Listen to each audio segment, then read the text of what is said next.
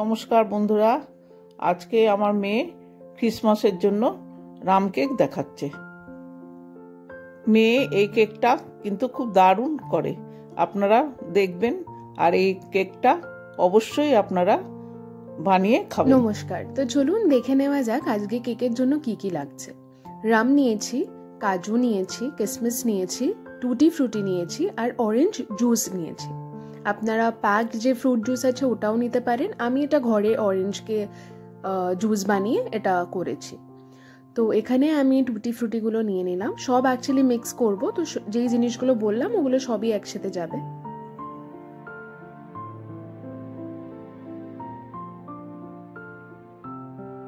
এই কেকটা খুবই ভালো খেতে হয়, প্রচণ্ড সফট হয়। আর স্পেশালি আমার যেটা মনে হয়, বাবা মা সবাই তো খেয়েছে বাড়িতে, ওরা একদমই বুঝতে পারেনি যে এটা দোকান থেকে কেনা না হোমমেড, পুরোটাই একদম দোকানের মতোই হয়।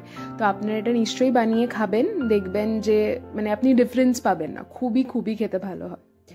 তো অবশ্যই ট্রাই করবেন আর কমেন্ট সেকশনে নিচে লিখবেন যে কেমন আপনাদের হয়েছে কেকটা। পারলে জানাবেন যদি আরও কিছু এক্সট্রা ইনগ্রিডিয়েন্টস আপনারা নিচে থেকে দিলে সেটা আরও ভালো হয়েছে, সেটা আমাদের জানাবেন। নেক্সট কেক যদি কখনো করি তো সেটাও আমরা অ্যাড করতে পারবো, তো নিশ্চয়ই আমাদের কমেন্ট সেকশনে জানাবেন।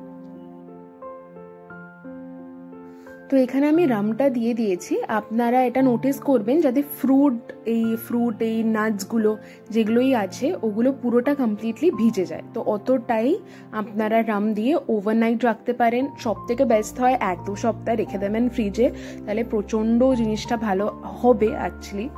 তো আমি তো এটা 2 দিন রেখেছি, 2 দিনের পরই রেজাল্ট আর কি।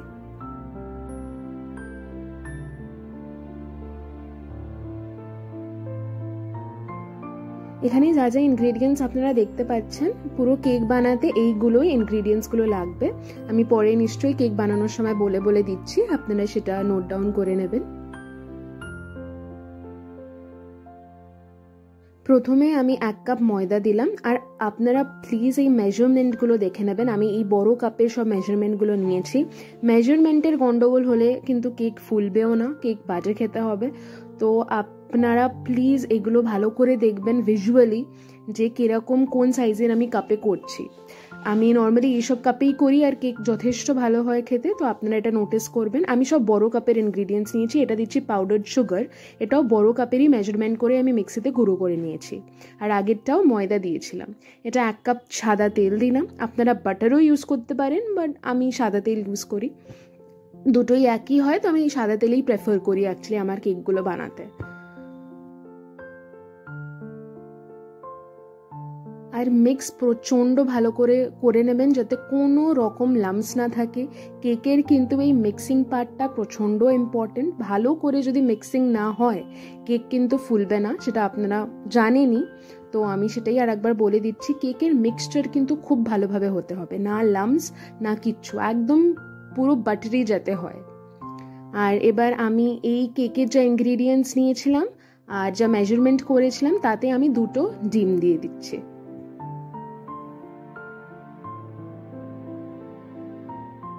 আমি যে আজকে পুরো রাম কেকের রেসিপিটা যে আপনাকে দেখাচ্ছি, এটা ফুল দেখবেন। দেখে যদি আপনাদের ভালো লেগে থাকে প্লিজ মার চ্যানেলকে লাইক কমেন্ট করে আমাদের জানাবেন, যাতে আমরা ভিডিও হিসাবে আরও ইমপ্রুভ করতে পারি। আর সাবস্ক্রাইব অবশ্যই করে দেবেন। আপনাদের যা যা মনে হবে সেটা আমাদের লিখে জানাবেন, আমাদের খুব ভালো লাগবে সেটা। আর প্লিজ চ্যানেলটাকে পারলে আপনাদের রিলেটিভস ফ্রেন্ডসদের সাথে শেয়ার করবেন, যাতে আমাদের হেল্প হয়, আমরা বড় হতে পারি।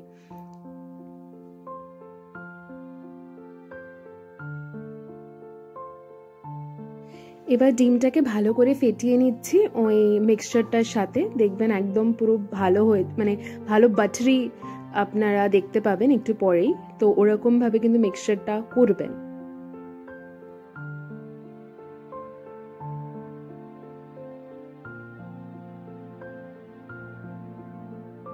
এই যে আমি এতক্ষণ ধরে যেরকম মিক্সচারের কথা বলছিলাম, এরকম যাতে এই স্মুথনেসটা যেন আপনাদের কেকের ব্যাটারে আসে, তবেই কিন্তু সেই কেকটা পারফেক্টলি ডান হবে। তো এটা আপনারা প্লিজ খেয়াল রাখবেন, ভালো করে ফাটালেই এই টেক্সচারটা চলে আসবে।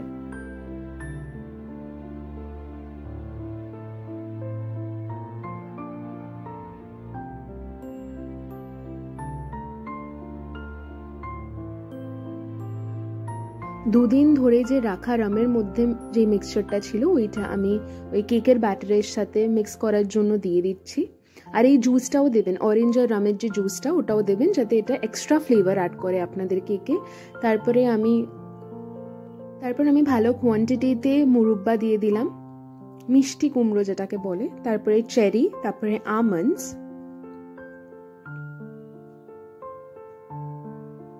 আর এক্সট্রা কাজু দিয়ে, এক্সট্রা কাজু বললাম কারণ কি অলরেডি এক্সট্রা মানে আগে দেওয়া ছিল কাজুটা, ওটার জন্য আমি আর একবার বলে দিলাম এক্সট্রা কাজু আমি অ্যাড করে ভালো করে আবার ফেটাতে হবে।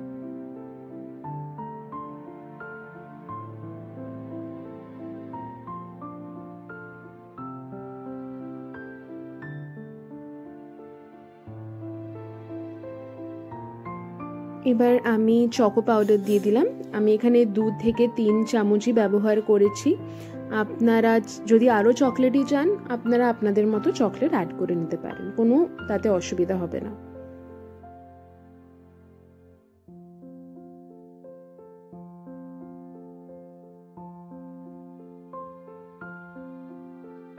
এবার আমি এখানে 2 চামচ মতো বেকিং পাউডার অ্যাড করলাম।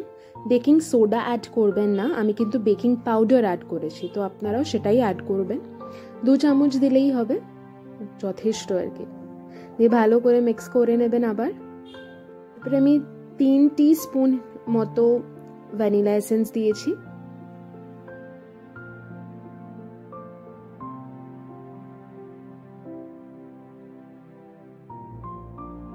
এবার আমি একটা ফয়েলে এটাকে দিয়ে দিচ্ছি, কেকের ব্যাটারটাকে।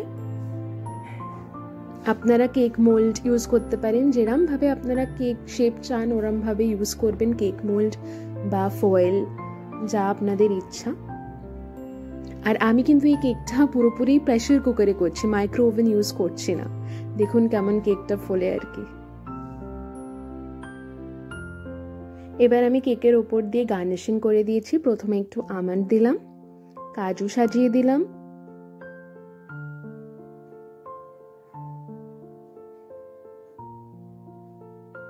চেরিজ দিয়ে দিলাম,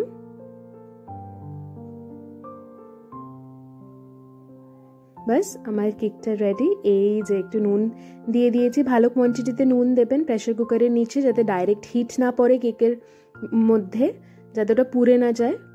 এই কেক এতটা নুন দিয়ে বাস কেকের ওপর ফয়েল পেপার চাপিয়ে দিলাম। আমি তারপরে বন্ধ করে দিয়েছি, 40 মিনিটস হতে দিয়েছি প্রেসার কুকার উইথ লো হিটে। আর আমার কেক দারুণ ফুলে রেডি হয়ে গেল।